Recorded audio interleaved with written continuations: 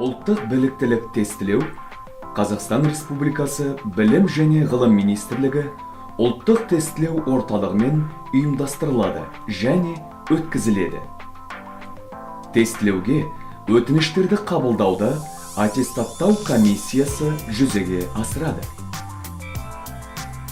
Өтініштерді қабылдау мерзімі 2018 жылғы 10 наурыз бен 2 мамыр, сонымен қатар 10 тамыз бен 6 қыркүйек аралығында. Тестілеуді өткізу мерзімі 2018 жылғы 26 мамыр мен 5 маусым, сонымен қатар 1 және 10 қараша аралығында. Тестіленушілер аудиторияға бір-бірден жеке басын растайтын құжат және рұқсаттама түбіртегі негізінде кіргізіледі және отырғызу парағы бойынша отырғызылады. Тестіленушілерге тестілеу кезіндегі тәртіп ережесі мен тестілеудің өткізілу реті түсіндіріледі. Әрі қарай қатысушыларға тестілеу материалдары мен жұмыс істеу ережесі түсіндіріледі. 3 тестіленушінің қатысуымен аудиторияда емтихан материалдары салынған қорап ашылады. Шақырылған тестіленушілер қораптағы мөрдің бүтіндігін тексереді.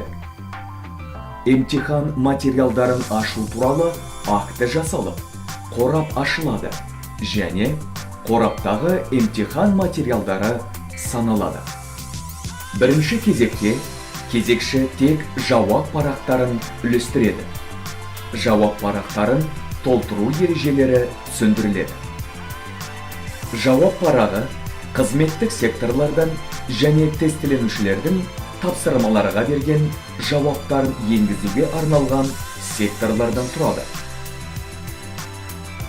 Дөңгелекше шеңберінен шығарылмай, толық боялуы тиіс. Жауап парағының жоғары оң жақ бұрышында дөңгелекшені дұрыс толтыру үлгісі берілген. Жалпы жауап парағының дұрыс толтырылуына тек тестіленуші өзі жауапты. Ол тестіленушінің қолымен расталады. Тестіленуші сұрақ кітапшасының нұсқа нөмірін жауап парағына көшіріп жазады.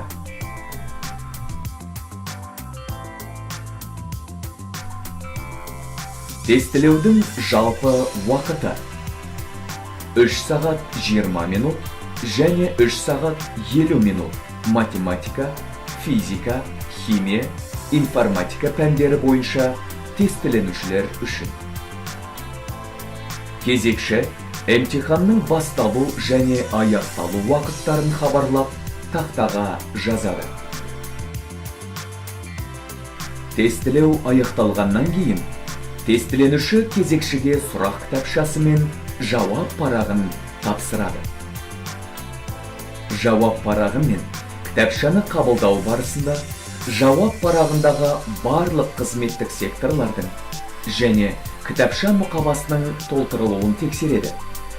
Тестіленушілер аудиториядан шығарылады. Лек бойынша тестілеу аяқталғаннан кейін тестілеу материалдарын өңдеу жүргізіледі. Тестілеу нәтижесімен тестіленушінің жеке коды арқылы ақпараттық стендте, тестілеу өткізуге жауапты ұйымдардан www.testcenter.kz сайтында танысуға болады.